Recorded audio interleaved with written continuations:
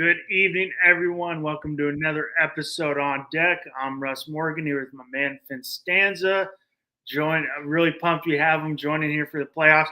Year two of on deck here on FTSN. Doing this is their second full year, second year World Series. Luckily, I got you on, so I won't have Bobby yelling in the background about Tua like I had last year when I did. I was hot. Obviously, you get you're a Jays fan, so you're gonna get a little frustrated. I'm a Yankees guy. I get a little animated. I know people. I know what people are like. I'm not on the team. I don't care. It's like I care that much. So I'm yelling, and some guy jumps on. He's like, can't hear you because Bobby's like, doing this, do it. So luckily, Evan's working the boards for me back here, so we won't have that problem. But how you doing after that? I'm exhausted. I'm exhausted. Exhausted. That was what a series. But the crazy part about that series, for me, Friday, I'm so happy they're going. It's for me, it's nice to see a team that was resilient, that the team that was the greatest comeback team this year found a way to do it, but they shot themselves a little bit in the foot, fell down 2-0. Then they clawed their way back. They were phenomenal in game 3 and 4. They had game 5 in their grasp, and then we'll talk about it, but where managers lean back and start overthinking and get back to analytics, which I cannot stand. Sorry, I want to go back to there we go. That's better. It's cutting off.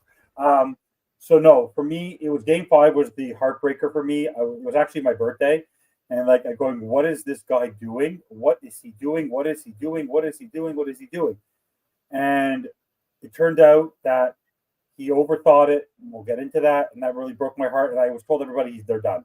They're absolutely done. There's no way they're coming back. And the next thing you know, the crowd, the way they played on Sunday night, it was absolutely phenomenal.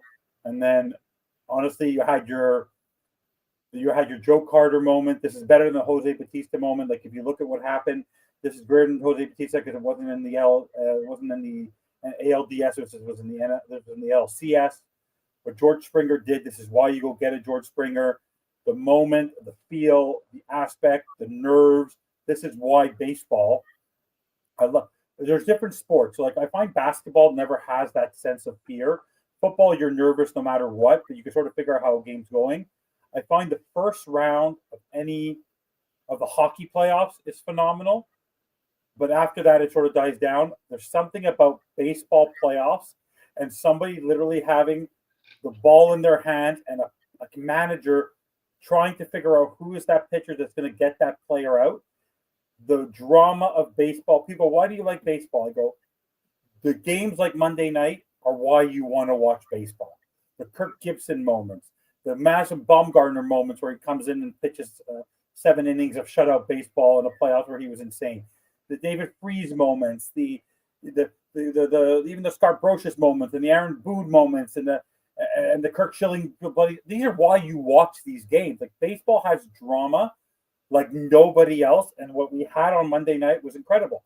But the crazy part about the whole drama is the Seattle Mariners are a very good team that rely too much on the long ball. They struck out a lot in the playoffs, like a lot, and they crapped the bed. They had a 2-0 lead. They crapped that away. They had a 3-0. They had a 3-2. They had a 3-2 lead. They crapped that away, and they had a 3-1 lead in the final game, and they overthought it and they effed themselves. No, but the playoffs from that perspective has been great.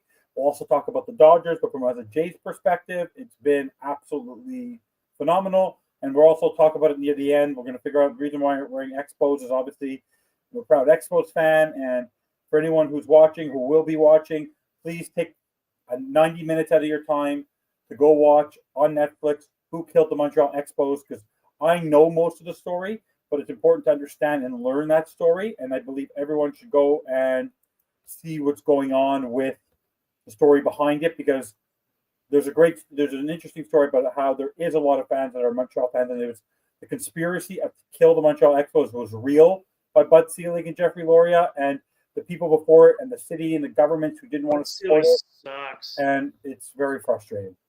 Bud Selig sucks. No, but really take the time. But really, I really take the time, and we're gonna have some shows probably with myself and Russ and Alex, and I might be getting another guest who's a big Expos fan to come on a show, which will probably in the next week or so. By next Wednesday, we will have a show or two tied to this documentary. But I really hope that people take the time. Russ, I hope you take the 90 minutes to go watch it. I will definitely. You need to understand the passion that we had. Just to look back on how good that team in '94 was, and how carelessly they got rid of these players in '95 for no particular reason over the strike before they had to, and then what happened in 1999 and then the firing of the most amazing manager I could remember, Felipe Alou. It's just like the way this team was handled and treated by the league, by the government, and by the owners of this team was despicable. It's absolutely despicable. So I hope people just take the 90 minutes to watch it and appreciate how good this team was and how good baseball's better when there's more teams south of the border. It just is. It's a global game, and Montreal, if they had a stadium, we'd still be here. So the fact that the government and ownership weren't willing to do what was necessary is ridiculous, because you like, I think you know this from anything. You build a stadium. The reason why Tampa isn't successful is there's no stadium. You build a decent stadium. I don't care if it's in Colorado. I don't care if it's in Pittsburgh. Pittsburgh sucks. The Pirates stink. They haven't been relevant in 35 years. People are still going to the games. It's America's it's a pastime.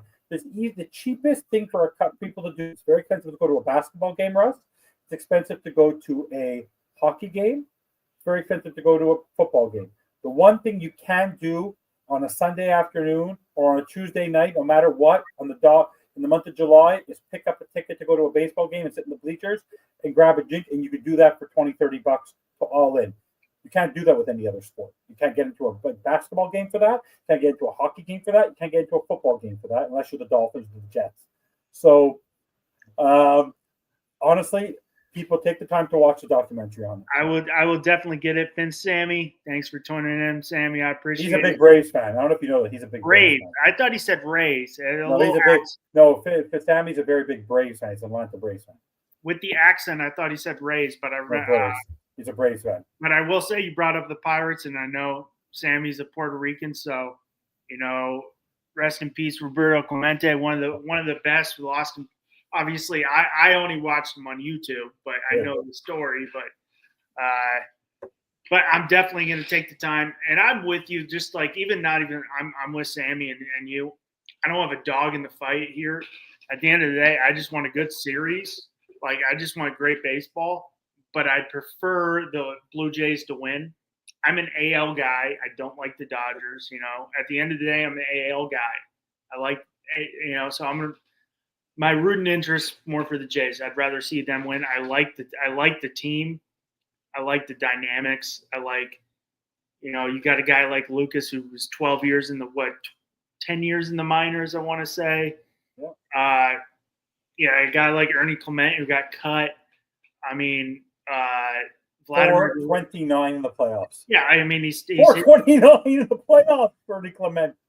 You have Vladimir Guerrero. The enjoyment he plays with the game and the life of just playing a game is amazing. And I go back to like one of the better baseball movies and was Moneyball, and the guy they're recording Billy Bean, and he goes, everybody one day gets told they don't get to play the child's game anymore, and you just see the child emotion when you see Vladimir Guerrero Jr. Play. So I mean, and he definitely, like you said, he's a spark plug of that Blue Jays team. But I think, and I'm with you. The difference with watching a baseball game from like football or basketball or even hockey is, hockey's a little more because there's not as much action. So you have to really be in tune the whole game to watch it. And when you get that home run from George Springer, which was very close to Joe Carter's home run, right in that same area. Yeah. When they won the World Series, I mean, he's just clutch. I mean, World Series MVP in 2017 with the Astros. The guy's just clutch. But to lose the first two games in Toronto, and then you go take two in Seattle. Yes, you lose game 5, but come back and win game 6 and game 7, and win game 7 in the fashion they did. And I'm with you. I'd like to see more Bassett. The one thing I wish the Jays had more of was more left-handed arms, because when you saw the Dodgers struggled against the Phillies, it was against left-handed arms. Well, they have Lauer. I think they might bench Little, depending on what happens, but they do have Lauer. Lauer got them through the Dogs when they needed a pitcher because of injuries. Eric Lauer did come through in July and August for the Jays and even started. So between Fluharty and Lauer, they can't do it. I think Little's just go. We'll talk about it, but Little is, I think, terrified now. I think you can't put him in that spot. You can't put him in that spot. But it's just, I mean, I get why people say they don't like baseball. Oh, it's slow. It's this. I'm like, but it's not. It's a thinking man's game. Oh my God. You got to be a little smarter. Yeah, I don't get me wrong. I love basketball. I love football. I live for watching college football on Saturdays, and I wish I could say that on Sundays, but I can't really say that right now because I am a New York Jets fan. But I mean, baseball, you have to be in tune. You got to think a little bit, and that's where it's the difference. But I mean, even not even having my team in, I'm watching every game, every inning, on the edge of my seat, ready to go because it's playoff baseball, and this is the best time in sport. It's not hard to hit a baseball. Not hard to hit. It's the hardest thing to do. Like to try to. I don't know if you stood there. I've done it. I've hit it. I've hit one before, but you go to a cage. You go to a baseball. Whether you're playing softball or baseball, you go to the slow, go to the medium, and you're a pitch coming 85, 90, 100 miles an hour. You don't realize the level of hand-eye coordination you need to have to even touch the baseball. Like someone's throwing a knuckle curve at 85 to 90 miles an hour. How are you supposed to hit that thing without phenomenal hand-eye coordination and a balance? Because if you look in these series, people are swinging at pitches like Julio Rodriguez's last swing. You knew he was swinging no matter what. I don't think he thought he was going to walk there. He wanted to just. That pitch was filthy, and it was a ball all day. But he couldn't get to it. There's no chance. And you're talking about Julio Rodriguez, who was phenomenal for the Mariners in the playoffs. Like it's like he's their second best player, and he couldn't touch the baseball. That ball was in the left-hander's batters. It was in the batter's. But that's when everything happens, right? You knew he was going to swing. Oh yeah. But it's like have fun when the pitch starts here, up there. All it looks good, and then just falls right off the table. So the time you see it, because especially with these MLB guys, their slider or curveball, even their changeup is 92 to 98. So you got to react quick. Okay, I'm gonna go, and then it just falls off the table. I remember the first time I saw 98.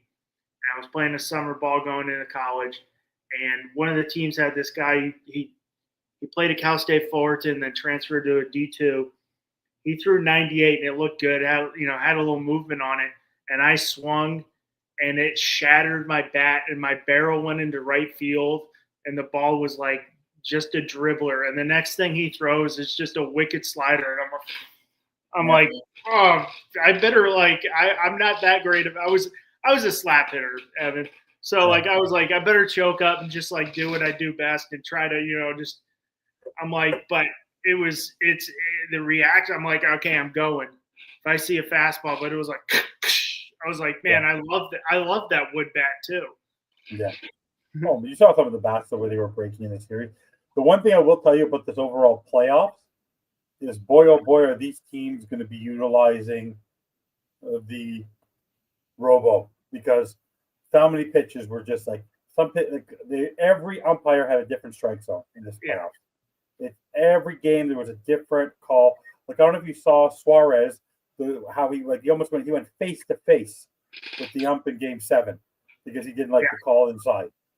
Yeah. It's going to be something. But the problem is that you have to be careful, because if you let the batter control, for example, if you let that, it only works defensively. But imagine if the batter allowed to do it. I don't think the batter's allowed to do it, right? The batter can't question it, can they? I think whenever they implement it.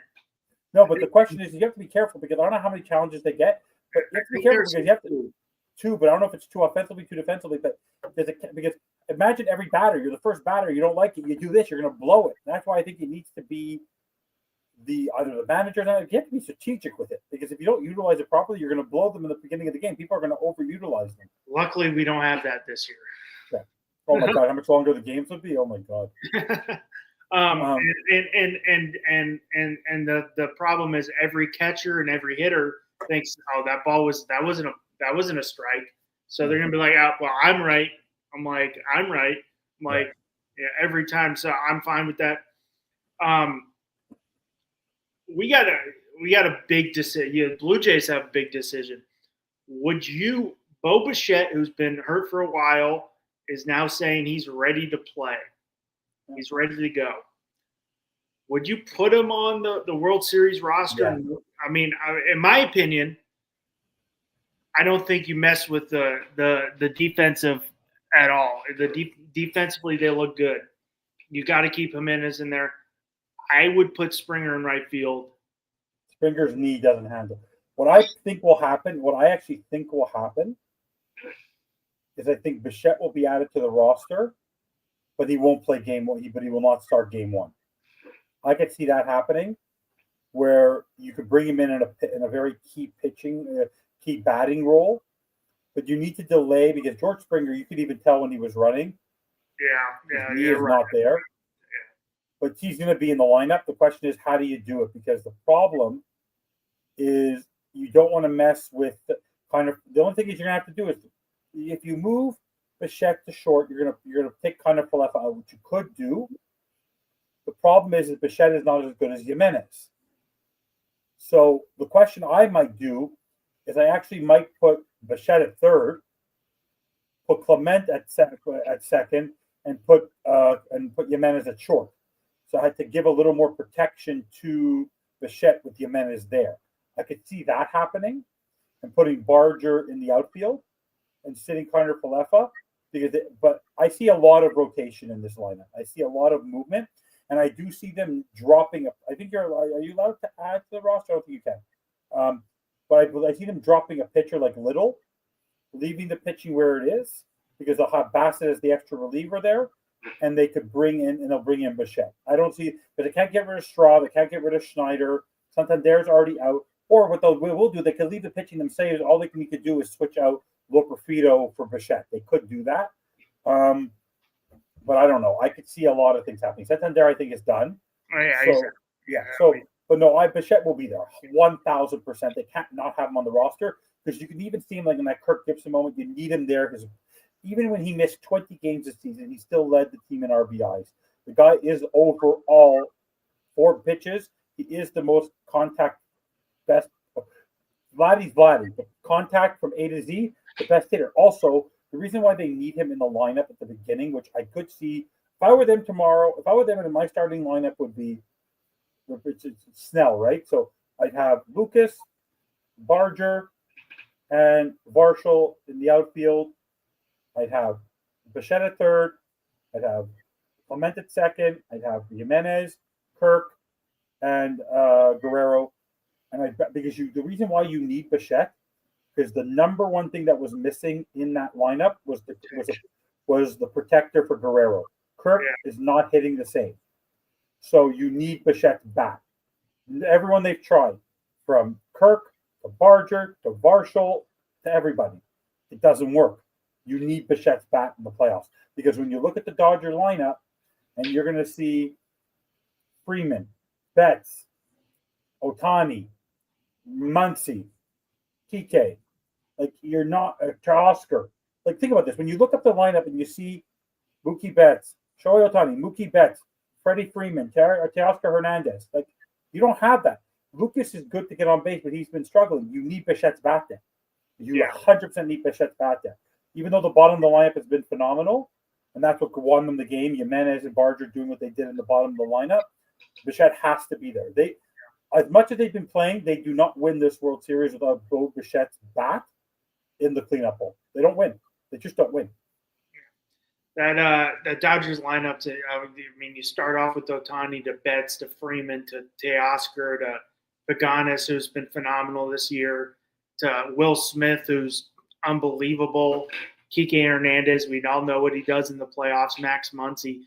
Edman's probably the only question mark from, but there's not a single question mark on that in that lineup. But yeah, I'm with you. I think you need that bat in the lineup, especially going up Snell. I think I think they got to do what the Brewers needed to do, which is wait. You need to kill them. I don't care if they strike out. You have to be so patient at the plate. You have to get them out. You have to get them out. There's two guys in the Dodgers bullpen, and that's Roki Sasaki and that's Alex Vesia. Oh yeah, you don't trust Trinan, eh? And Dave Roberts will throw Trinan in for some reason, and he almost blew was a game 2. So I mean, but those are the only two guys. So you gotta work the count and get pitches.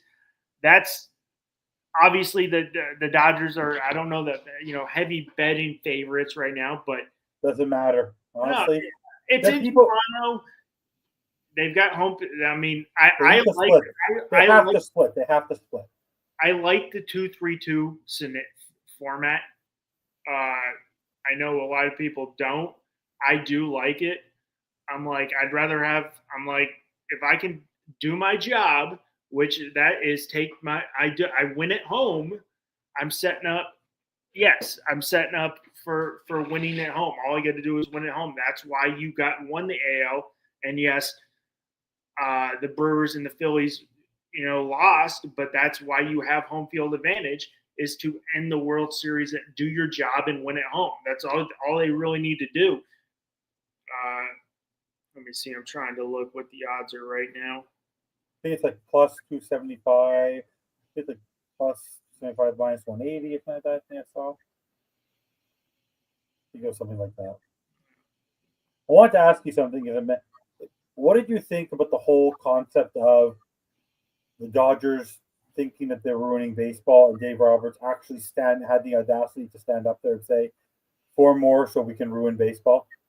What do you think of that mentality coming from Dave Roberts? To even acknowledge that. I wouldn't. I don't know. Acknowledging it is a whole different story. Why even? I was like, why even say anything? I saw it and didn't realize. I was like, why would you acknowledge that? It's just be like, yeah, okay, man. Next question. Why would you acknowledge that or make that statement? That's all I got to say. I was like, if you're Dave Roberts, you got to be smart enough not even to say anything, because if they win this year and could win next year and will be betting favorites again, they're going to go to a lot. They're probably already going to a lockout. I've said it here, but they're gonna you can guarantee it.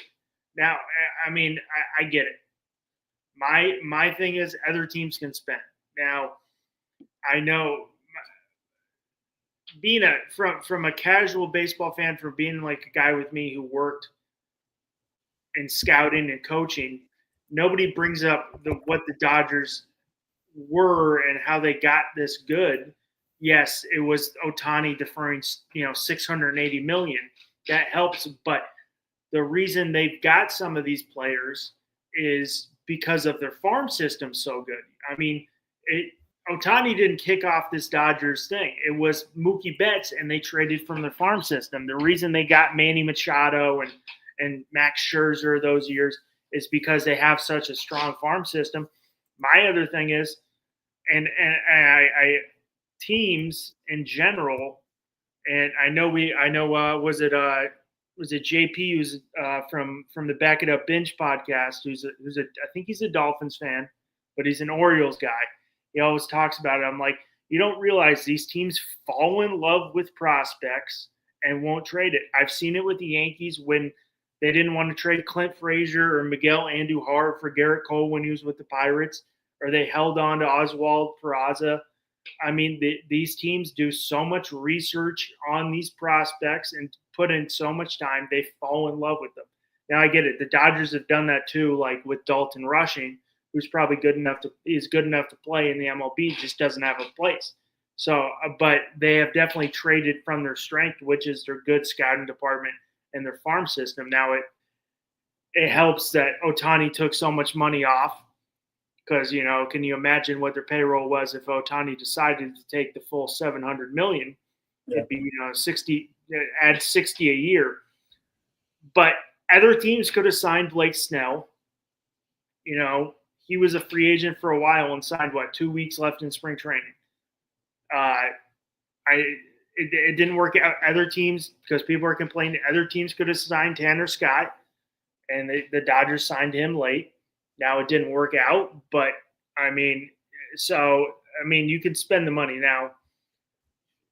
I think we got to give their scouting department and their development credit, because Shohei Ohtani and didn't start off this Dodgers. They started out when Mookie Betts came. That changed this whole Dodgers organization and their mindset, and they did that from trading. And because you had these young players who were up with the Bellingers, now you got Paganis who are making next to nothing. Yeah. But who do you want to see game one? I know I've seen some hypotheticals with Yusevich or Gosman. Would you rather? It'll be Gosman. They're going to get back to their normal rotation. It's going to be Gosman versus Snell. It's going to be Yamamoto versus Yusevich. It's going to be. I could actually see Scherzer in Game 3 to give an extra day to Bieber, and then flipping Bieber to 4, and then you obviously have Glass now, and you'll have who's their fourth? Glasgow's Ohtani. Oh, Ohtani will be 4. Yeah. So no, I forgot about Ohtani for a second. Holy crap! But no, I could see it happening that way. But no, I'm actually happy I'm okay with the rotation. It's just I can see honestly, I'm not afraid of the rotation. I'm not afraid of their pitching. Their pitching's been great, but they haven't faced a team like the Jays yet. The Jays are a patient ball club. They know what they have to do, and they know the backs are against the wall. The backs are against the wall all playoffs. Even when they won the division, people thought they were going to lose to the Yankees. People thought they were going to lose to the Mariners. No one believes in this team. No. So for me, they have something. I'll be honest with you, as a leadoff hitter, right now heading into the playoffs, I'd be more afraid of George. If you look at the stats of the playoffs so far, in the key moments, Shohei Ohtani, before Game 4, throughout the playoffs, hitting-wise, he's not been good overall. He's had 4 or 5 hits the entire playoffs. He's batting 200. George, if I said in a playoff game right now, the way he's hitting, the way he's been playing in his history in the playoffs, if you need someone to lead off a game to get you that first hit, Springer's better than Ohtani. Not as a skill set. Ohtani's a phenomenally better athlete than him. But in a playoff moment leading off, Springer is more reliable on the leadoff spot right now than Shohei Ohtani. Ohtani's that's the one thing people don't. They're going to kill him. Gosman is going to.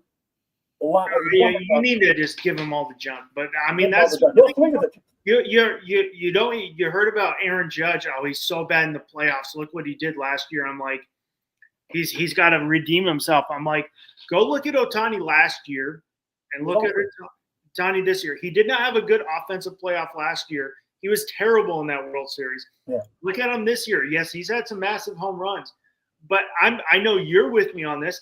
I would take a base hit. Give me a stand-up double.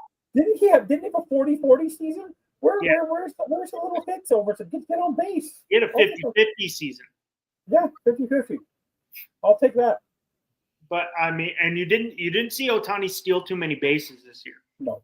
It could be because he popped his shoulder out in the World Series, but still, that's what makes him so great. But I'm like, just get on base. If you give me a single, great. You give me a double, I'm golden, because then I got 2, 3, 4 coming up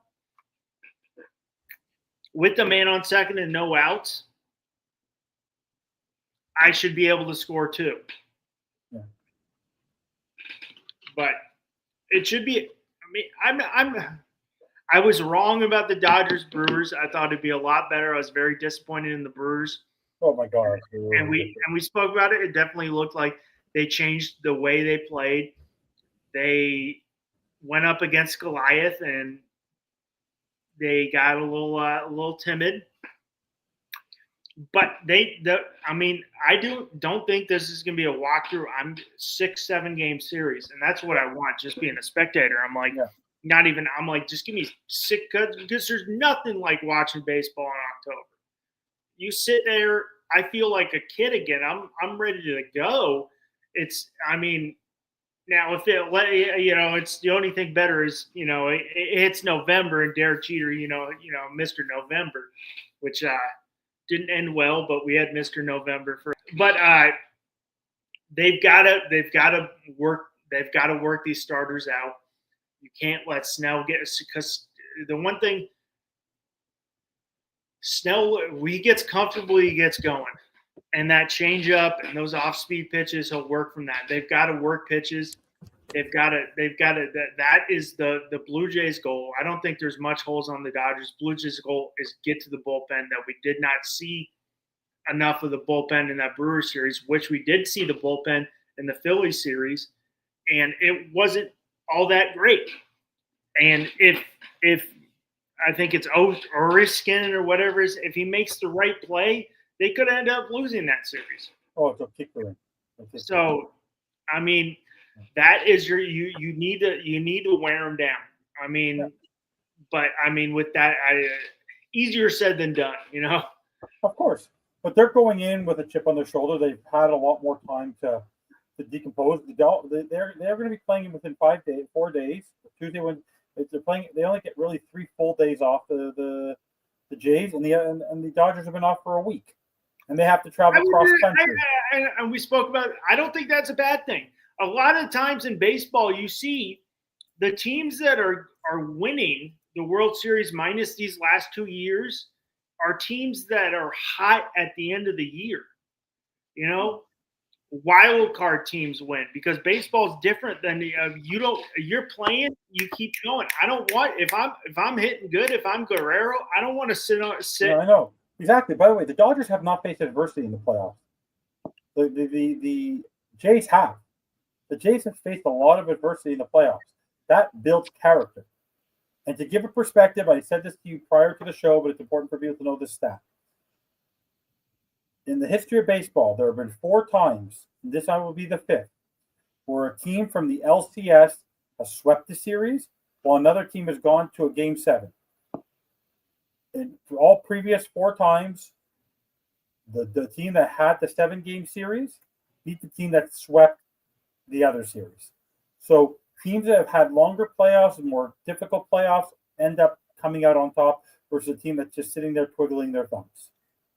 So, and count the Jays out. If you count the Jays out, that's when they're going to punch you in the mouth. Yeah. No one picked the Jays to win the AL East. No one would have expected this. People plus 6,000. Plus 6,000. I wish I put some money on that. Okay, you know what the Dodgers were? Plus 275. They were plus 6,000. I wish I would have put $100 down. Oh my God. But nobody said this. People were counting out the Jays the last week. That all they got to do is lose one game. The Yankees did. The Yankees did their job, and they won 6 in a row. And all they had to do was lose one game after that Red Sox series, and they were done. They did their job. The Jays were very high, stumbled. If you're really looking at it, the Jays should have won that division by 5 or 6 games. They didn't do their job, but at the end of the year, they did their job. They won the game. So they've been playing, going in hot baseball and definitely facing adversity going in because they fucked up and let the Yankees get back into it. So they knew they had to play with a little light under their ass and go to keep that division lead because of getting home field. And that's big because now you're going to have home field. I know I'm a West Coast guy, but and I don't know if the dome's going to be open game 1 and 2, and I probably don't think it will be.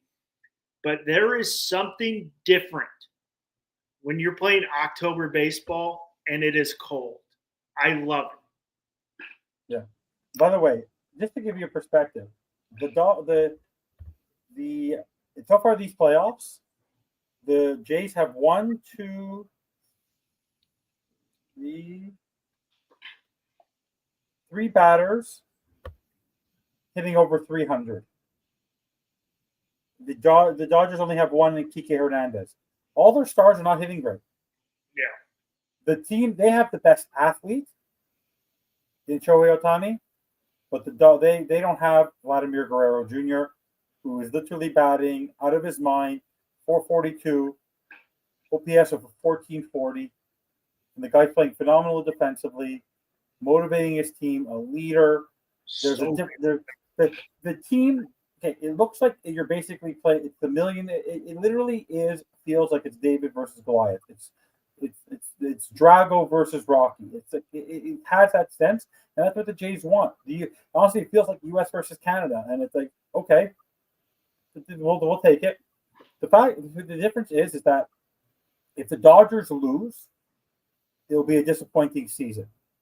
If the Jays lose, what an amazing season they already had. There's a very big difference. The Dodgers are expected to win. The Jays are not. And if you look back at when they won against when they beat the Braves and they beat the Phillies, they weren't expected to win either one. So the lineups were amazing, but they still weren't expected to win. They always, especially against the Braves that first year, 92. 93, the lineup was phenomenal, but this is a bunch of boys. This is the reaction to this team has been phenomenal. Like how can you not want to cheer for the bunch of guys? Because a lot of these guys are guys you wouldn't think of. And Davis Schneider and Ernie Clement and Nathan Lucas and Addison Barger and Darton Valshaw and Jimenez and Connor Falefa, Kirk. They look like none of them look like a Shohei Ohtani. Like the games are all Francisco. I just want to let you know every game, because of Fox requirements, it will just be at just past 8:00 Eastern time. All 7 games of the series, all will be at 8:00. Which I don't know. LA, I'm hoping that they might have the sun with a shadow. Better than three though. Yeah, 100%. But I must tell you, the playoffs so far for me in the American League has been way better than the National League. There's no real stories in the National League. There was those moments with the Cubs a little bit, with the Padres a little bit, and there was moments with the Brewers, but it's not been very entertaining in the American League, whether it was the Yankee series, whether it was the Tigers versus the Mariners, whether it was every series had its drama. But I must tell you, it's not even close. The American League has been a way better playoff series than the National League. 100%. National League has not been entertaining in any way, shape, I mean, if you go in the wild card round, Yankees Red Sox was phenomenal. Those games, 3 games. Yankees Jays wasn't as good, but I mean, you had the Dramatics game 3. It's the rivalry. It's the fact that they're in the same division. I mean, Tigers Mariners going 5. What happened to the Mets? They have no pitching, except their closer.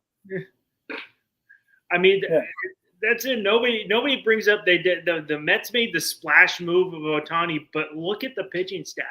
You're relying on Sean Manaea, who's a good pitcher, but he's not an ace, and Frankie Montas, who who's probably a good 4 or 5 guys. You're 1-2. They get hurt at the end of the year. You had Jonah Tong, Noah McLean, and Brandon Sprout as your top. These are guys that were. And the Blue Jays. They were in the minors to start the year, and don't get me wrong, they were phenomenal. Like they were very, very good, but like still, guys who were in the minors to start the year to be like your 1, 2, 3. You put Clay Holmes, who was one of your starters. Yeah. Don't get me. I hate Clay Holmes. Clay Holmes drives me nuts. Yeah. Take a moment for me to talk about Trey Savage for a second. To go into Game 6, 22 years old, your 6th start, and to do that. Like, tell me the skill to be able to pull that off. Like, is it just like the fact that he doesn't know any better? And his stuff is filthy. I mean, his knuckle change, his stuff is filthy. I think Savage probably, not knowing better, but he's playing with house money. Nobody's expecting anything from this guy who's made 4 starts in the regular season and 4 in the playoffs. There's no expectation for Yasevich. But I mean, that's the thing. And I if you look back at his, I didn't expect Yasevich. I won't say I expected Yasevich to be like this, but he was great in college too. He was a great college pitcher who got passed up by a number of teams because of a physical or something like that. That fell in the Blue Jay. And I remember I was watching. I was like, he's gonna fall. He fall, and he just fell in the Blue Jays' lap. I'm like, someone's gonna get a steal here. And single A ball to the majors in 1 year. Yeah, I mean, it was to go through every level this year. So I think he's. I mean, I think he's a very good pitcher. It's huge. And I did like they were talking about the difference between Logan Gilbert and Yasevich, 2 different type of pitchers, where Gilbert is a long strider and the way he pitches is from his stride, and Yasevich is a shorter strider and tries to use his length. But I mean, it's house money. I don't think there's no expectations for him. If he has a bad game, he's a rookie. If he has a great game, he's a rookie, and you're like, holy crap. And I will say this year, we've seen some from Cam Schlittler game 3 against the Red Sox to now Yasevich with the Blue Jays. Obviously, he's had more opportunities. We've seen some guys who've come up and had some very meaningful playoff wins, and Yasevich being the biggest out of all of them because it was a winner. You had to win to survive. Yeah. Talk to me a little bit about the mistake of Game 5. What do you think prompted him in the 8th inning to bring in Brandon Little, who had a 6.08 ERA, to turn these guys around instead of bringing in Hoffman, who played great the night before, or bringing in Sir Anthony and then have Hoffman to close? When you have the lead, you can go back to Toronto with a 3-2 series lead, and then for Wilson, take out Chu in that moment, a veteran starter who's been great for you, to bring in their rookie. So, what were your thoughts on those decisions by managers? In the Game 5, I think, and we spoke, it's analytics. I'm going to play the matchup. And I brought up, I was talking when I had Jabba Chamberlain on, I'm like, yeah, analytics are great. You play with, I get it. That's part of the game now. But when it comes to October, you just got to play with your gut. I'm going with my hot guys. These guys have got me to this point. I'm going with my hot guys. So that drives me nuts. It drove me nuts last year when they brought in Nestor Cortez. Oh my God! When they brought him in that home run, I go like, what are they thinking? Well, it's also I went nuts when Dave Roberts. Where is Nestor now? Is he done? He was with the Brewers. Haven't seen him. He didn't make the roster. I think he was hurt. But I remember listening to Dave Roberts, and he's like, I get it. You go with your best pitcher. I'm like, yes. He was a better pitcher than he was. He had better stuff than Tim Hill, probably. But Tim Hill is a bullpen pitcher. He pitches in those situations. Starters come in with a clean inning, just like we saw with Brian Wu. He came in on a clean inning and looked great. I feel bad for Wu because Wu a month and a half down, and then you throw him into that situation. Wu was phenomenal, but then leaves one pitch enough up, and you're facing George Springer, who's just Mr. Clutch. But it's the analytics. I mean, October analytics, you got to go out the window. The matchups, come on. I'm going with my hot pitchers: Sir Anthony Dominguez, Jeff Hoffman, Flu Hardy. They've got me there. And then you throw Bassett in there, who looked phenomenal Game 7. End of the game. I mean, if he's going to come in and give you, if he can, because he could be a long reliever. If he can give you if Bieber didn't have his stuff, if you bring him in, I honestly think next time you don't bring in Varland, you bring in Bassett and let him go a couple innings. Varland, in the 11 playoff games, he's been in 10 of them. He needs a break. I've seen him a lot. I didn't know all that, but I've seen Varland. 10 of 11 playoff games he's pitched in. And 7-game series, you can't be doing that all the time. But no. I would be throwing Bassett because he can give you Start him with the clean inning. He can give you 2 good 3 innings. Easy. What did you think of Dan Wilson's decision? Putting in out Chu. Putting in Chu, but if you're going to bring in someone in that moment, why don't you bring in Suarez? That's where I was yelling at the TV. I was fine with Wu because he came in with a fresh inning. And I get it. George Springer's a hell of a hitter. And he's proven it all playoffs. What is he batting right now? Just under 300. Okay, but he had the biggest hit. But, I mean, he's a great hitter. I was fine with that. But I was yelling at the TV. I'm like, you've got the best bullpen arm in baseball with Munoz. Munoz, not Suarez. Munoz, in baseball, was the best closer in baseball. If you lose, there's no baseball, on the next day. So ride or die with your guys. I mean, I was like, why are you putting in this? Why don't you just bring Munoz? You're telling me he can't give you 2 innings? He couldn't give you 2 because if you lose, you're not. He's got a full. He's not playing till February. So what's the point? You win. He's got 3 days off. We brought in. Think about this. They pitched. They did the right thing in Game 7, Schneider. He brought in Bieber, didn't look right. Brought in Varland, brought in Sir Anthony in the 6th inning. Then brought in Bassett. Then he brought in Gosman. Then he brought in Bassett. Then he brought in Hoffman. Like he brought in his best pitchers that he trusts to get those guys out. That's it. Yeah. He would have put Scherzer in. He would have put anybody in to get that. Everybody's on the table there. Yeah. Everybody's on. He didn't. He waited way too long. He thought about the analytics again. Who's this best guy? Don't bring in a rookie. You have to bring guys who have been pitching phenomenally well. It's unbelievable. By the way, if I were them, I was surprised they started Kirby. I thought they would have started Wu.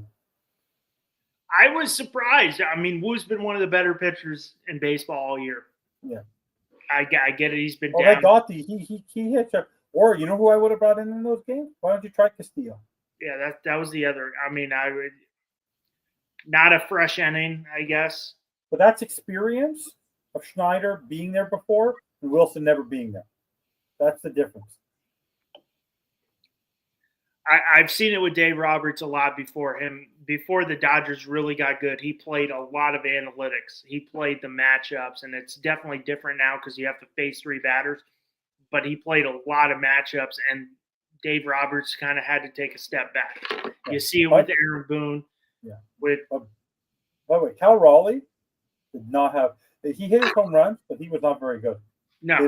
If it wasn't for – and Polanco had a great ALDS, but what's his name? Naylor, the Toronto boy, he was phenomenal with that. Yeah. Except, what did you think of that play, which I can't believe it took him so long to figure out, where he did the little double axle? Oh, him jumping. He turned and blocked. He turned and jumped. Yeah. What did you think of that? Did you know right away that should have been interference? At first, I was like, I think, but I don't know. And then I saw the replay. I'm like, oh, yeah, that's interference. Yeah. So he turned and then jumped in the air. I'm like, definitely. At first, I'm like, was he? I mean, because if aren't you supposed to get out of the way? I think you're supposed to get down. He got up, but in that situation, get down or get out of the way. Yeah. But and that's when you see a lot of guys go like this, and they get down and throw their hands up and try to knock it, which is illegal too. But at first, I was like, maybe, and then when I saw the replay, I'm like, why are we taking so long? This is interference. I guess he was doing whatever it was. He took a nice ball almost in the neck there, right off the shoulder. So he was just trying to do whatever he could. But that was also a big a big shifter for the Blues, because that could have easily been a 2-run, 3-run inning. And then you get the ground ball and you get the Clement double play that kept it at 1-0. So, first up, what do you think of those cleats he was wearing? I know on a Naylor. Naylor. Oh, he's interesting. But Oh, that was amazing. But you also see his belt. He had the Canadian belt. Like Okay. he's a character. You look at his piercings, his hair. He's a bit of a diva. He's a bit of a diva for a big boy. Well, definitely be playing in March. But by the way, small ball in Game 6, the amount in 3 consecutive innings with Yasevich to get those double plays after he got the lead man on was phenomenal. Like to get out of innings in 3 consecutive double plays, there's something that motivates your team more than you get someone on base and you end your inning with leaving that guy on base. It's like getting that inning with the roll ball or a nice, Yasevich who's balls of steel right now for this guy who's gone through 3 levels of minor league baseball. That where he is the number 2 pitcher in the staff. Definitely balls of steel for a guy he's been there, done that. And if I speak about college, he went to Eastern Carolina, which if you know anything about it, it's not.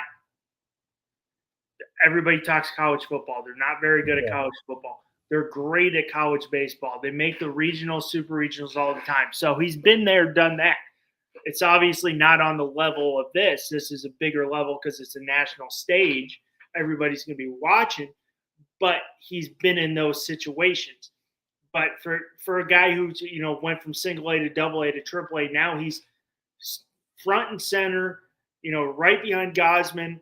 Had to pitch Game 6 to make sure there's baseball the next day and do his job. What did Savage actually? Did he go 6? 5 2/3. 5 2/3. That gets. He always does that. And the moment every time that's the rule on any pitcher. If you're in the 6th inning and you can't get that last out, you get a runner on with 2 outs, you're out of the game. They don't ever let you finish the inning. It's so frustrating. But he did a job. But for the Dodgers, there's something about them. I don't find them. They're a great team and all, but I don't like the arrogance of the swagger of what they're doing. Like they're getting time. They've gotten big hits and home runs, but outside of Kiki Hernandez, they're relying on the long ball, similar to what the Mariners are, than actually moving guys over and winning that way. And that plays the Jays' strength. It was definitely pitching and home runs. Yep. I'm sorry. The guy, my favorite player, couple of favorite players on the Dodgers is not Shohei Ohtani. I love Mookie Betts. I like Will Smith, and I like Freddie Freeman. And those aren't. Will Smith had a phenomenal year. Mookie Betts he was a Red Sox, but the guy just plays the game the right way. What do you think of him at short or in the second? Do you like him better there or you like him better in the outfield? I like him better in the outfield. Why did they move him to the infield? Because they didn't have a better option. And then this year, he's been very good this year. He's been very good defensively to get a full year. But he's a Gold Glove right fielder. But, it's just not another option. Freddie Freeman's a guy I love. He should still be in Atlanta if his agent does his job. But, that's a story for another day. Or it could be another. Or if Guerrero didn't work out, he could have come back to Canada and been a J. Yeah, he has Canadian. His mom's from Canada, correct? Yeah. So he could play. He could play for either one. Because I know he has played for Canada before. Yeah. He played last time for Canada, correct? Yeah. But because he went to high school right around in Orange County. It's tough because we have. Now, if we ever have a baseball, we have Josh Naylor too at first base. We have quite a good. Canadian baseball is growing. Canadian baseball talent in the major leagues has gotten pretty good. Yeah, 100%. There's some George Springer's got like 3 teams he can play for too. He can play for Puerto Rico. He can play for USA, and then there's like Chinese Taipei or something like that. What was your prediction for the World Series? What was your expectation for the World Series before the playoffs started? Phillies Brewers. I was way off. Phillies Jays. I thought it was going to be a repeat of '93. Okay. What happened to the Phillies? What happened to the Phillies? Why do you think they crapped the bed against the Dodgers? They just weren't competitive. I think that team is the Phillies, honestly, I think that team is. I really don't. I mean, I think their pitching is great, but I don't trust all their bats. Harper didn't get going. Nope. I mean, Castellanos is great, but he's a defensive liability. Bader gets hurt. How do you not pinch run Castellanos when he's a I don't even know. He looked like he had a 20-pound trailer. Honestly, Bichette would have ran faster with his injury. Springer was running faster after you took 95 off the knee. Oh my God, that was so painful. Oh my God, I felt that. So, I mean, he looked like he was pulling an 18-wheeler behind him. But I mean, he's a defensive liability. I think the problem with the Phillies is you never really had a key center fielder. Now, Harrison Bader did a phenomenal job, but he gets hurt. You're going on Brandon Marsh, who's not getting it done. JT Realmuto didn't have a great series offensively. Yeah. And Trey Turner's one of the worst defensive shortstops. Even though he had a great game 4, he's one of the worst defensive shortstops in baseball. And he gets paid, doesn't get paid like it. No, he gets paid. By the way, if I look at the Dodgers and the Jays series, on defensively overall, the Jays are better. They're better at catcher. Their first is equal, but they both are good. I think Clement and Jimenez and Connor Falefa are better than Muncy, Edman, and Bishop. And on the outfield, they're way better between Lucas, Straw, and Marshall. Like the overall hitting from power and from starting pitching consistently, the Dodgers have it. But defensively and relief and pitch and relief, the Jays have it. So what wins in the playoffs? Pitching and defense. Pitching and defense. So it's like hit or miss, right? If the Jays can get to the starting pitchers, to Yamamoto and Snell, they're golden. Yeah. If they can get them out of the game in 5 or 6 innings, they're good. I think it's a toss-up. I think Will Smith is great. Kirk is a little better. I wouldn't say he's a little better. Right? He's better. But at first, it's tough because Guerrero's younger. With Freeman and Guerrero. Jimenez is way better. Jimenez is the best defensive player on the field. Yeah, he's so better. You see how I understand his hitting, but he was great in the series in Seattle. But he makes the idea playing shortstop or the infield looks and the pop up. He makes it look so goddamn easy. It looks like he's literally resting and sleep. No problem. He is so smooth. It's a ball is short. You just he's got this. Yeah. I mean, but that's why you pay him $20 million. And I remember I got a buddy who does he's like Ozzie Smith in the infield. He's like Ozzie Smith. He works for I think FanDuel, and he does short videos, stuff like that. He's one of those type of guys. And he was doing a video for a girl, and she was talking about Will Wagner, and he knows I know baseball, and she's like, you got to watch out for this guy. He's like, do you know him? I'm like, yeah, I know him. I'm like, is he good? I'm like, yeah, he's not going to play. He's like, why? I'm like, they got Andres Jimenez, who's the best defensive second baseman in baseball. And now, the best defensive shortstop in baseball. You feel easy when the ball's hit to short. Oh my God! Any ball hit to Jimenez, it's phenomenal. And they don't win the play. They don't win the series without him even offensively. Those 2 key home runs.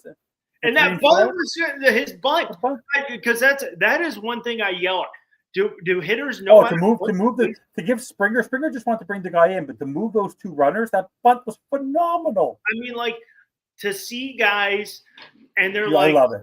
They're just like this, and I'm like his butt. He's like, hey, I'm gonna bunt. I'm gonna get it down. I'm gonna put it there. I mean, that's how you bunt the baseball. Nobody teaches anymore. The amount of MLB players who don't know how to bunt the freaking ball anymore. Yeah. But I mean, you feel good. Clement is solid defensively too. We'll see what happens. Bichette, he's not great defensively, but we'll see what happens there. You just can't get the Dodgers going. I mean, you can't. Honestly, as much as great Betts and Ohtani are at that top of the lineup, if Freddie Freeman gets going, which I want to, what is Freddie's stats? Freddie is that lifeblood of that. If Freddie Freeman gets going, that lineup gets going. Yeah. I mean, he's 2-3. It's really, like Ohtani. Yes, Ohtani. It gives you a little jolt, but he's hitting home runs. Freddie Freeman comes up. If he's swinging a good, he smacks a double. And then you're like, oh, I've got Hernandez, Paganis, Will Smith coming up with a man on second. You're going to probably you can get 2 runs. A home run, he comes up, oh, home run, soil home run. You don't like it, but you take that damage over, in my opinion, being a baseball guy, getting a double, and then you're like, oh shit, I got 3, 4, 5, 6 with the man on second and 1 out with that lineup. And then, with Teoscar Hernandez, with this pop, the one thing I'll say I like about Teoscar Hernandez, minus, I think, left field, the Dodgers have really strong arms in the outfield and center and right with Hernandez and with Paganis. And I really don't even know if that's how you say it. He's not that great of a catcher. He made some boneheaded errors this season. Not the best defensive outfielder. No. Oh, he made some not great, but he has a cannon. Yeah. But definitely made some boneheaded errors. I actually don't know if that's how you say his last name. I could be messing up. Pagas. Pagas, I think. But I mean, he was a rookie who's been around that system for a long time, and it finally clicked this year for him. But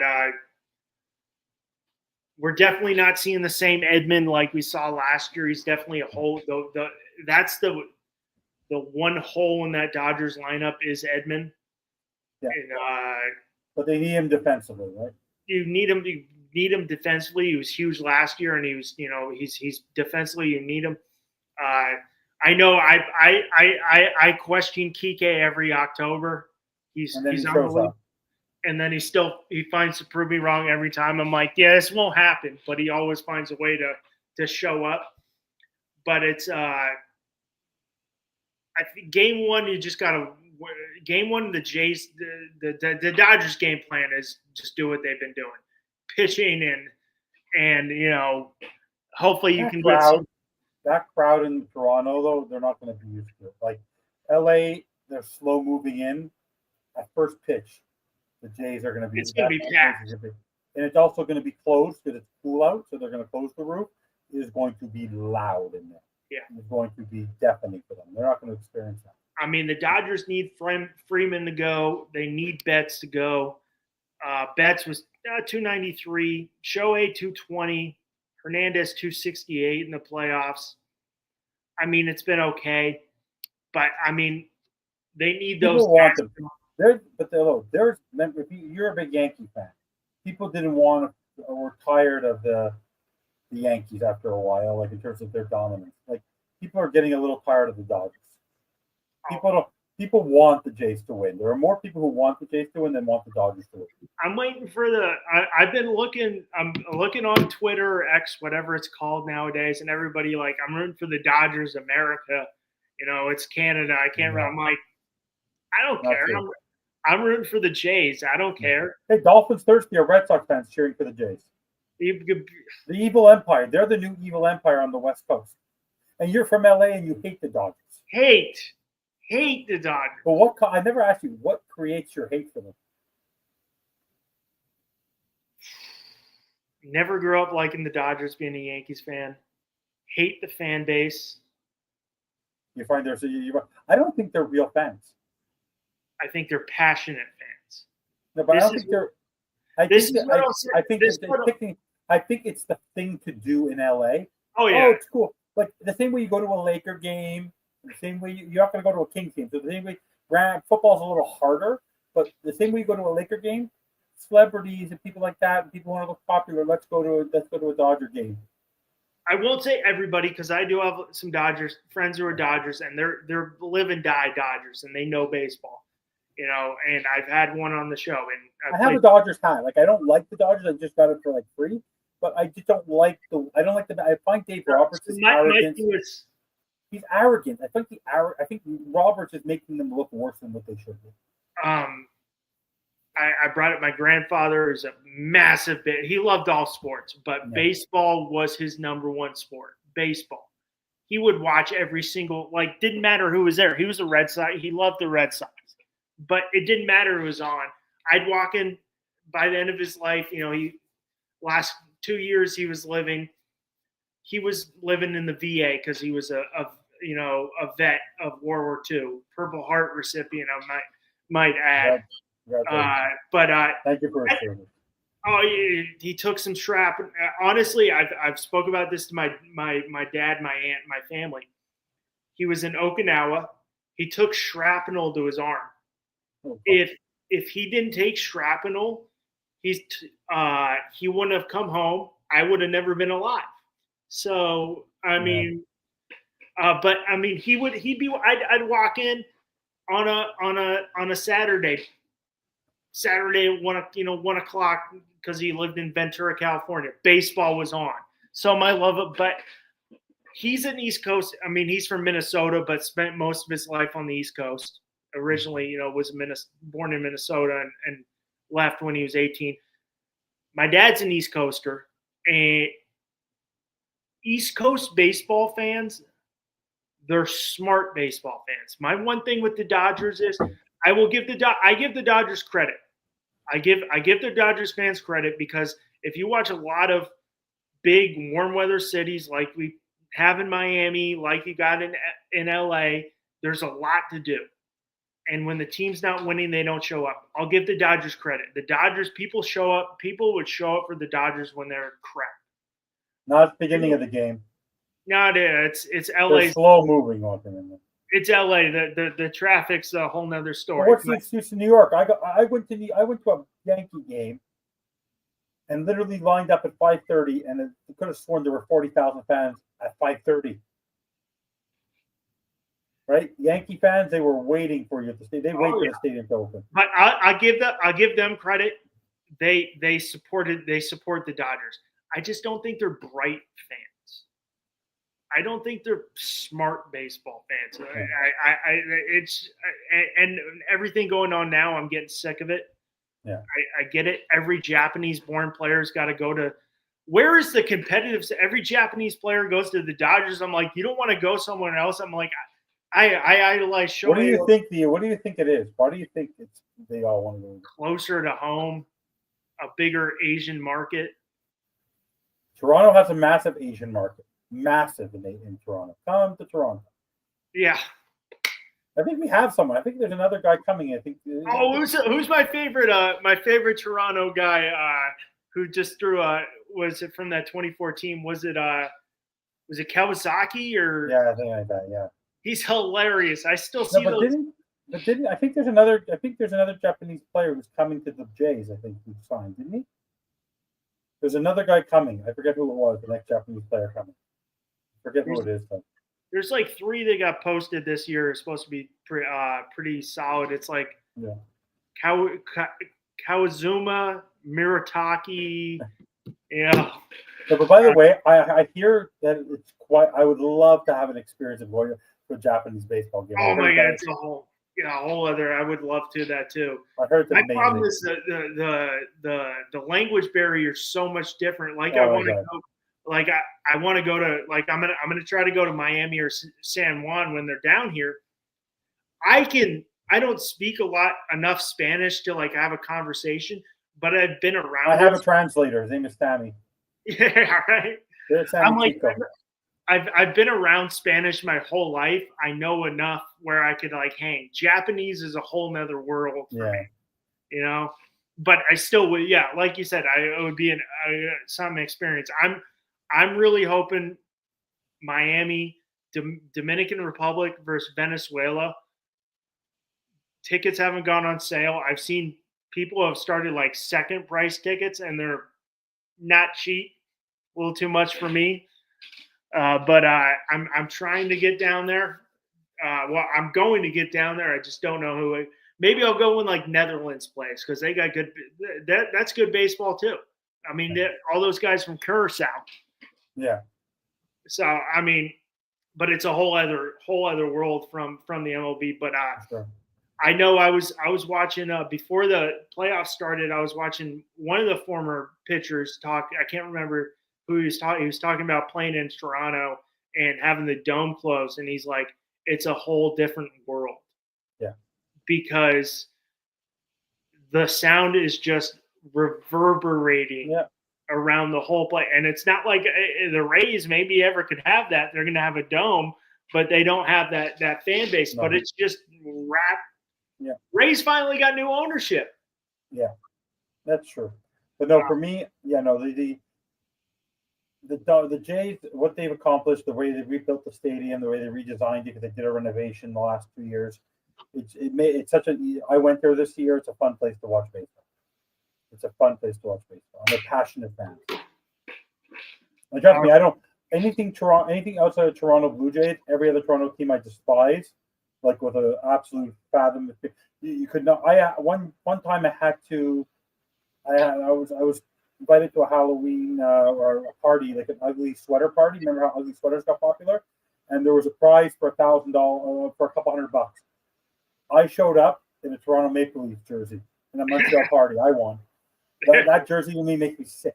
So, but anything. By the way, I'm nothing baseball related. Do you want to talk about something hilarious? The most hilarious one I heard today. Talking about, you said he rips you with Tua. You know, Tua had a comment today in his press conference that said the reason he didn't target Jalen Waddle to the game is because couldn't really see him because the O-line and D-linemen were too tall. Wow, you're a quarterback in the NFL. So let's go back. This series, for me, is going to be very competitive. It could be very nerve-wracking. And, the Jays, if the Jays split the series at home, they win 2-0, they're in great shape. They're in the driver's seat. They split, that's still even better. Yeah. They split, they're going to come back. We were texting Game 7. You said, Vlad's wearing a... Oh, my God. When it was 3-1, I was over. When Raleigh hit the home run off Ireland, I go, I'm done. But one of my favorite shows right now is Canadian-based, and it's Shorzy. Okay. Do they call them sweaters or jerseys? Hockey sweaters. They're hockey sweaters. Yeah. I do love that show. The humor, and I'm like, it's. No, Canadians are different dialect. We speak a different dialect. Different kind of English, eh? What is it? I remember because I played with a bunch of Canadians, and we'd go to the bar and be like, "Hey, sick wheels, bro." Yeah. We use different. We talk differently here. It's a different language. I was like, what? They're like, yeah, wheels. I'm like, if you had a prediction for this series, what is it? I hate predictions, Evan. I hate predictions. If you have to leave, wait, don't prediction that.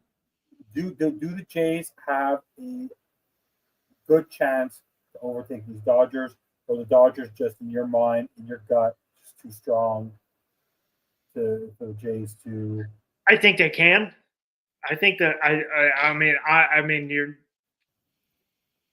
Yeah, if the Dodgers are pitching the way they are, there's no one beating that team. 1.98 ERA.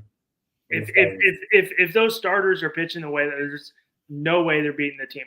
I get it. You're giving up a run plus a game. That's not me saying anything that's breaking news. But am I counting the Jays out? No. I'm an old school guy. I like the way they play. Vlad Guerrero, yes, is a name. People know him because he's a great player and is who his father was. But there's no superstar on that team. They play good, smart baseball. I will say the Dodgers from last year to this year, their defense has gone down. It's not as strong as they were defensively. That was the reason they won the World Series last year. Game 1, Tommy Edman probably saved that team like 5 runs. They're not as strong defensively. That is the Dodgers on paper are probably winning every metric on paper, from offense to pitching. But defensively, the Jays have that edge big time, where you see Vladimir Guerrero, who was not that great of a third baseman, but he is nails at first base. The amount of Nothing gets past starting Varsho. Nothing. No, I mean, Guerrero is just the plays he makes, and he's great at first base. Varsho, that ball's in the air, you feel comfortable. Your right and left fielder know that you've got a little room to move because he can cover a big area. If Kirk, that I think the X factor for the Jays is they need Kirk to get going offensively. Definitely need his bat to get going, which was luckily for the Jays, they had Ernie Clement and Jimenez have an unbelievable ALCS from that A9 hole that got that team going. Yeah. But the amount of times I saw Kirk strike out, I'm like, just, he needs to get going. Now, if Bichette's in the lineup and he's the Bichette we saw all year, that's a whole different story that just lengthens it, where you maybe take out kind of Falefa, who is very good defensive second baseman, but his bat is not as good. It was definitely so. I'm really looking what that will be, tomorrow if he makes the roster, which I think he will, and what the lineup will be on Friday. Yeah. But I mean, I won't count out the Jays at all. I think this Dodgers team has holes. I think yes, they can lightning quick score with the home run, lightning quick. But if the home run's not there, that's a problem. I personally was more fearful in this series. If someone told me right now, the Jays, would you like to face the Dodgers or would you like to face the Brewers? I'd rather face the Dodgers. The Brewers gave the Jays fits when they came to visit. That because they do what the Jays do. They didn't do it in the playoffs, but they did what the Jays do, and they were doing it better throughout the course of the season. That's why they had the best record in baseball. So no, I'd rather face the Dodgers than face would have wanted to face the Brewers. I think, and I know I've talked to my Dodgers friends. They like there's no lefty starter, but a lot of off-speed pitches, and that's where Gausman and Yusevich have strength. Gosman's fastball is not very intimidating, but his off-speed stuff drops off the table. You got to get those guys going. I mean, if you're pitching like the way they pitch, I'm like, we'll have back-to-back. But the Jays aren't going to allow it. Every time, that's the one thing about this series. I don't care if the Jays proven they can come back. But I think, and we spoke. I think the Jays like this situation. Yeah. They like they were counted out to win the AL East. They were counted out to win at the end of the year, and they counted out to lose to the Yankees in the ALDS. And then every chance they chance to lose this series. Go from 2-0 to 3-2. Yeah, 3-1. I mean, and no one's you win. You lose. You take 2 in Seattle to flip it back to home field, but you win the last 2. So I mean, I think they like, in my opinion, I think the Jays like they're counted out here. They're not the betting favorite. Heavy betting favorites. I think they like being the underdog. It's a scrappy team.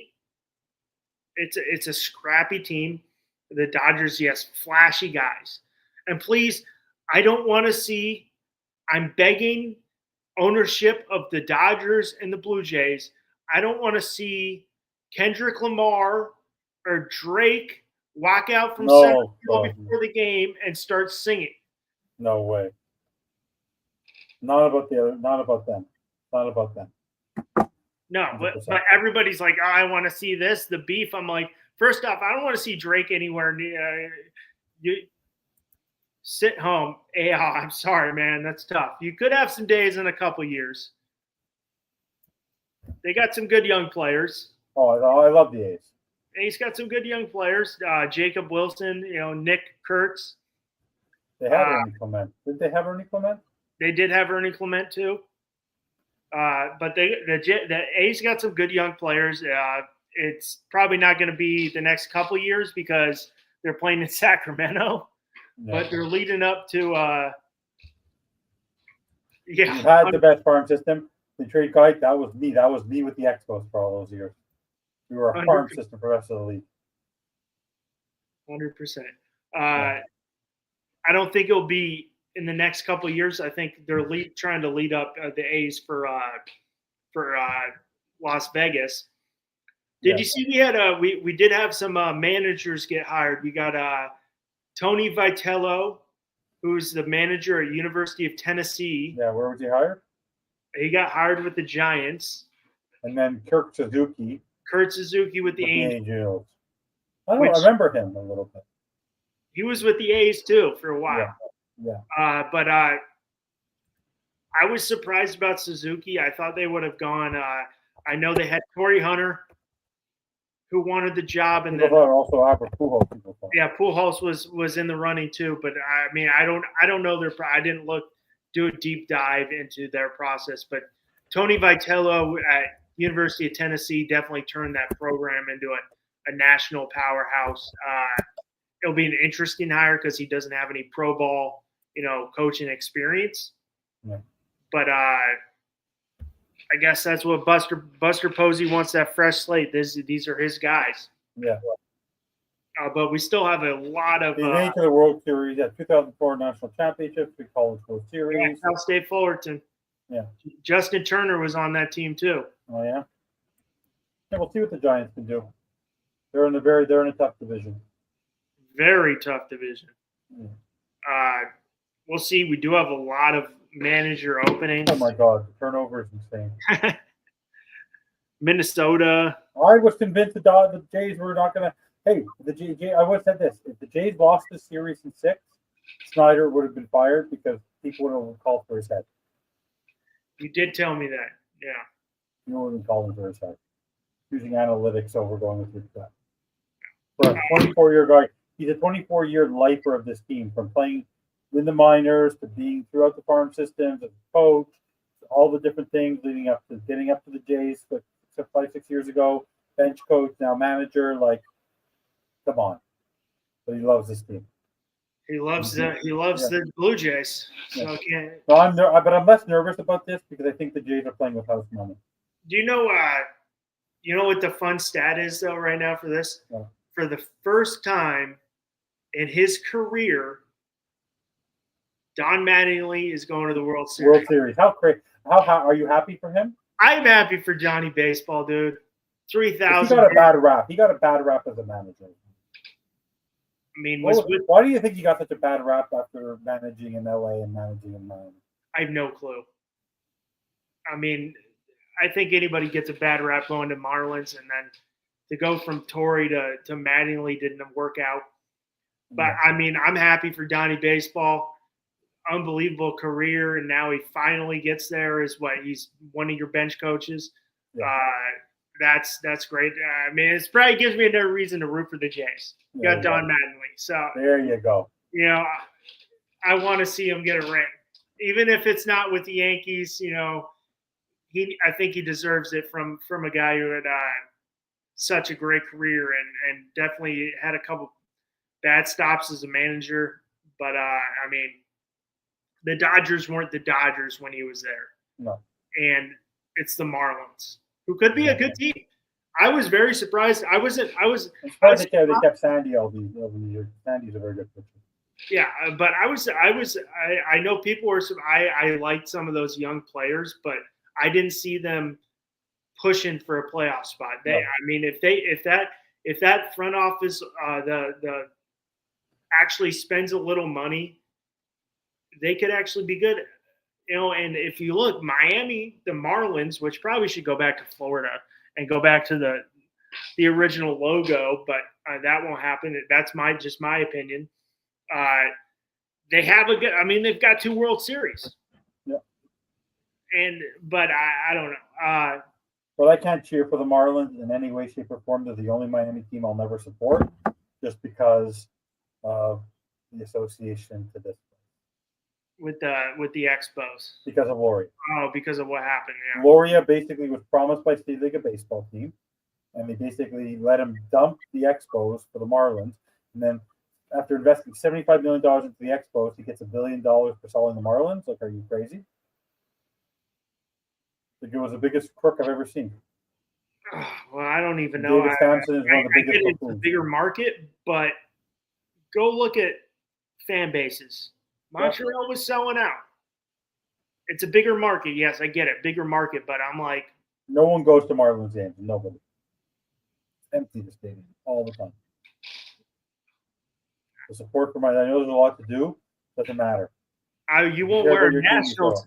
show. We don't see you sporting the Nationals, which are technically the Vomit. Never ever going to happen ever. I would burn a Nationals hat. I converted to Toronto. People thought I was crazy. My boss actually converted from Expos to Nationals. I can't cheer. So, I mean, the Toronto makes sense. Yeah, but the problem is because you're the people who say, "Why? How can you cheer for Toronto when they voted for contraction?" I go, everyone voted for contraction. The Expo, the people, the Bud Selig was the reason why the Expos are no longer here, not because of people voting for contraction. That's owners; those aren't players. Selig or Rob Manfred? Who do you prefer? Manfred. I think they both suck, but I know, but yeah, one or the other. Who do you like better, Goodell or Tagliabue? Tagliabue. They're both bad. They're both terrible. Oh, in hockey, we've had the same freaking commissioner forever. David Stern or Adam Silver. Like, every commissioner is bad because all they care about is the owners and what they can put in their pocket. That's all. They're not looking out for the fans. Tagliabue was horrendous, but I don't. That's my point. They're all bad. But Goodell makes him look like he's good. Yeah, exactly. But I think this is in my opinion, it's going to be a great series. Oh, I can't wait. It's going to be the difference of baseball philosophies where you're going to have a smaller not a smaller market, but definitely smaller in LA, but different baseball. One plays newer baseball, power. They're going to live by that, where the Jays will have They're not laying down bunts. No bunts, are going to play smaller baseball. Get them on, get them over, get them in. Exactly. But I think it's going to be a great series. I live for October baseball, even though the Yankees aren't playing. I live for it. I'll watch it. Sorry. I know it's all, this is what I'll say. I'm this with my Jets. I'm a realistic sports fan. I know people say I talk a lot. I know I got Dodgers friends. They say never shut up. I said, yeah, it's fine. But when I have a negative, I'll probably negatively, and I know you because I've heard you with the Dolphins. I'll negatively attack my team more than I'll start attacking other teams. Yeah. And I know you because I hear you on the Dolphins. You negatively attack the Dolphins. I'm like, I see the negative in the Yankees. I'm like, they weren't a good hitting team. On defensively, I was at a game. Defensively, they had literally. You had Bellinger and you had Ryan McMahon, but Ryan McMahon can't hit. Volpe can't play. Volpe, can't play. Grisham can't play. Goldschmidt can't play. Ben Rice can't play. Austin Wells can't play defensively. They're all bad. I mean, Goldschmidt was fine, but he's old. Ben Rice is not very good. Rice probably should be catching. Austin Wells drives me nuts because he doesn't make an adjustment at the plate. He just has that same loopy ass swing. Yeah. My biggest fear is giving a qualifying offer to Trent Grisham and no one signs him, and then he accepts it and comes back to New York. I mean, Volpe, who was a Gold Glover his rookie year. Yeah. I don't wish it on anybody. I hope they just say we're gonna try to trade you to another team and give you a fresh start. Some people need that. He's from New York. He's idolized Derek Jeter his whole life. You know how hard it is? We've been looking for the next Derek Jeter since he retired. It's never going to happen. Just give me a guy. But I think he's just like, give him a fresh start. Just like it was good for Zach Wilson to get out, Zach Wilson or Sam Darnold to get out in New York. Just a fresh start would be good. But I think it's just two different baseball philosophies. The Dodgers live and die by the home run. Yeah. The Jays definitely do not. I'm rooting for. I want to see that type of baseball come back. Good defense, good pitching, and hitting, timely hitting. That's what I want. I'm like, and that's what I kind of see the different philosophies. I'm like, this is what I should be watching. This is what young players should be doing. The boom, the dingers. I've literally yelled at some of my players when I hear them say that. I'm like, dinger. I'm like, shut up and just give me a base hit.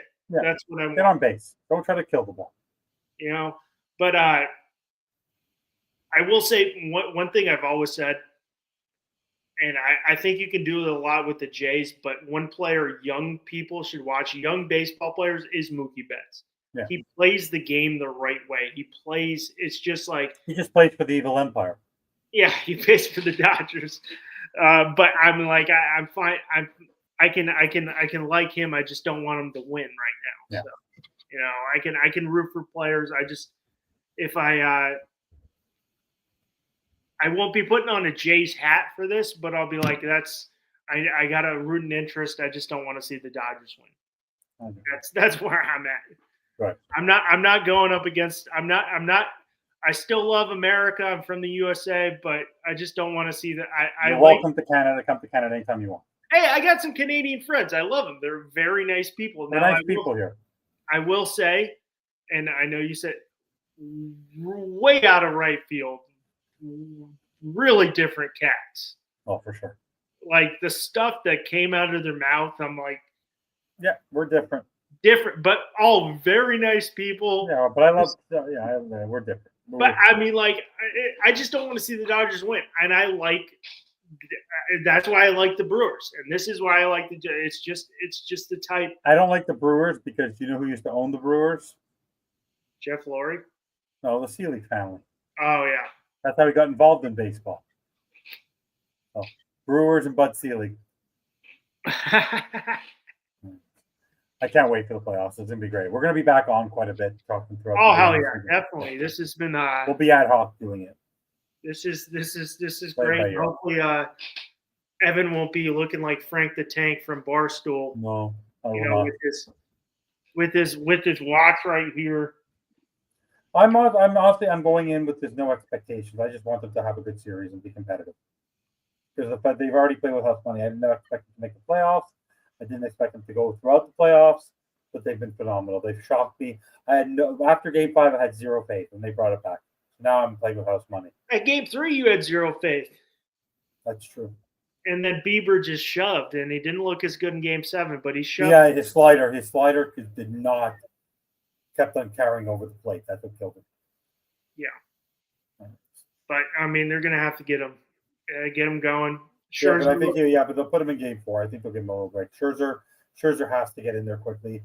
Scherzer in LA Game 3 that he can shut them down quickly. Scherzer is a momentum, and like you saw, he's a momentum killer. He can kill your other team's momentum. But he's a momentum pitcher. Saw his emotion is phenomenal. He was knocking people over, pushing people. He was phenomenal. Mad Max is the best. I love it. Yeah, and he's used to that. He's pitched in LA, so he's used to that. And but I'm expecting a great series. Me too. Can't wait. So I mean, it's you can't beat this time. Nope. NBA just started, even though it's poor for both us. NFL's going. You got college football and you got hockey. There's sports galore. So I mean, the NBA even started yesterday, and I didn't even notice. The only cool part about it is the fact that I don't know if you saw it, but it's like one of my favorite theme songs. The fact that NBA on NBC is back. That song. Oh yes. Round Ball Rock. Yeah, I love Ball Rock. By the way, they wanted to change it up, and the people said no, keep it. Oh, I know. It's literally texting. That made John Tesh's career. It made John Tesh's career. I was texting with my brother and dad, and that's the first thing. This is amazing. Yeah. When you bring that back, it's phenomenal. But it's just a great time to. I know a lot of wives are like, why does it have to be October? Because now I got sports on all day, and they're getting neglected. But as a sports nut, I love it. It's great. But want to thank. I think we probably hit it. Yeah.